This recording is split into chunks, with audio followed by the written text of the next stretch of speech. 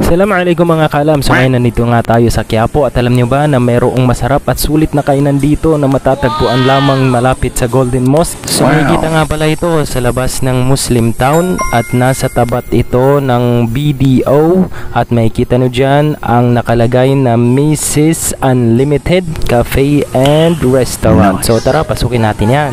At pagpasok nga natin dyan mga kaalam ay mayroon na tayong inabutan ng mga kumakaing customer nila na kung saan sarap na sarap sila sa pagkain nila. At eto nga yung mga menu nila para sa 99 pesos na unlimited rice at iba pang mga pagkain nila. So i-post nyo na lang kung gusto nyo makita. At ang gagandahan dito mga kaalam, habang nag-aantay ka ng order mo, pwede kang humigop ng mainit na sabaw na nakalagay dito. So ayan, kumuha na kami at dahil yan ay self-service na sabaw. So mag-ingat lamang kayo guys sapagkat mainit ang hawakan na yan. Pagkatapos nga niyan mga kaalam, dinala kayo ito sa aming lamesa upang matikman kung ano ang lasa ng kanilang sabaw. So lasang seafood yung sabaw nila. So eto nga yung in-order natin na bulalo, 99 pesos with unlimited rice, chicken wings 99 pesos with unlimited rice at makikita nyo dyan, i-post nyo na lang.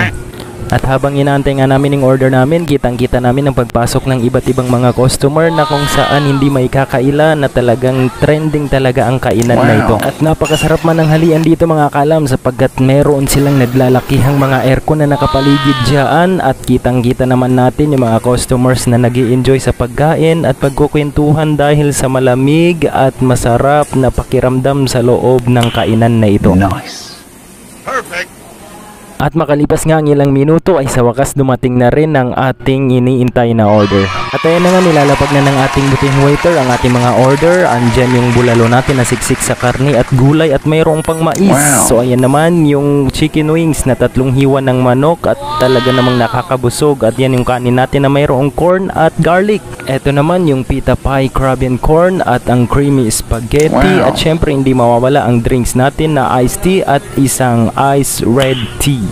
At dito nga, inumpisahan na nating lantakan itong bulalo at talaga namang napakalambot ng karne nila at napakasarap ng sabaw nila. So ayan naman yung mag-ina ko na enjoy din sa pagkain nila. So dito hindi mo na kailangan bumili ng tubig dahil meron silang self-service na tubig. Kaya ikaw nang bahalang kumuha ng tubig mo. So ayan, tinikman na rin natin yung spaghetti at napaka-creamy at napakasarap, manamis-namis na spaghetti. Lasang Pinoy talaga. At pagkatapos ng spaghetti, sinunod natin tong pita pie, crab and corn kung ano yung lasa ng pagkain na ito. So may hahalin tulad ko nga pala ito sa lasa ng isang parata na merong seafood toppings. So masarap siya. At pagkatapos natin kumain ng mga pambara, syempre hindi mawawala yung panulak natin sa nakabara sa lalamunan natin. So etong iced tea nila na red iced tea ay masarap din. Nakaka-refresh talaga. At pagkatapos nga ng bakbakan, makikita nyo dyan sa plato natin kung ano ang sagot, kung masarap nga ba ang mga pagkain dito. At ayan, sasagutin na kayo ng mais na ito na pinapak natin at simot talaga ang lahat ng nasa plato. Kaya naman kapag kayo ay nagawi dito sa Quiapo ay huwag niyong palalampasin na bisitahin itong Mrs. Unlimited Cafe and Restaurant na kung saan hindi ka magsisisi sa pagpasok mo rito.